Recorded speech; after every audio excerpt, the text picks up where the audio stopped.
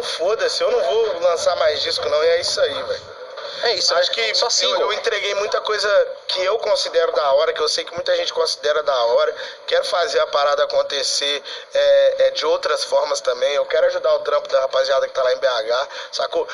E você Hoje faz eu tenho muito isso. Não, sempre, mano. E agora tá vindo aí, não gosta de mim, não gosta de ouvir minha voz.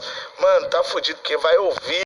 Quadrilha é um selo seu? Que Quadrilha é selo, produtora, tudo, tá ligado? Foda. E sem esquecer que eu tô na ceia também, tá ligado?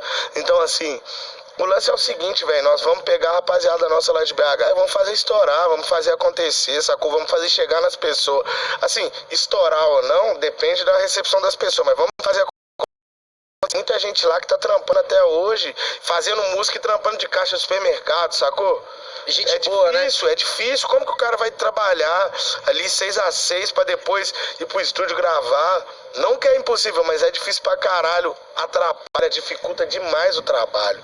Então, assim, nós estamos pegando uma rapaziada que a gente acredita, dando uma grana pra pessoa ficar tranquila e tentar fazer só arte, tá ligado? Tem muita gente foda vindo aí.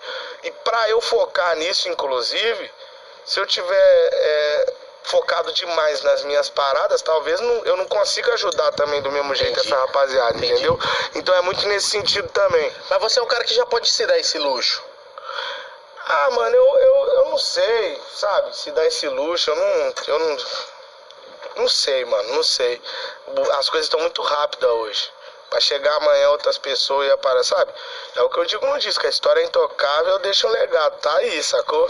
Ó, independente de qualquer coisa, tá aí. O jogo existe, o que eu já fiz tá aí, isso que importa. Esses 5 álbuns estão aí, eles existem, é isso que importa.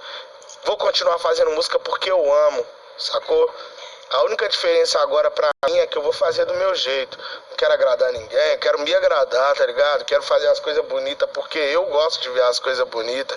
Eu quero conseguir fazer uma parada igual quando eu vejo um artista que eu sou fã fazendo, falo, nossa, mano, isso ficou tão foda, eu queria fazer uma coisa com esse mesmo nível de qualidade. Eu quero isso, entendeu? Não quero fazer pra agradar ninguém, né? Mais por visualização, por essas paradas, mano. Graças a Deus eu tenho uma condição muito foda. Vivo bem pra caralho, tenho minhas coisas, tenho meu dinheiro, tenho minhas empresas, tenho minhas casas, tenho tudo, mano. Tipo, não tem nada pra reclamar nesse sentido, tá ligado? Tô de boa.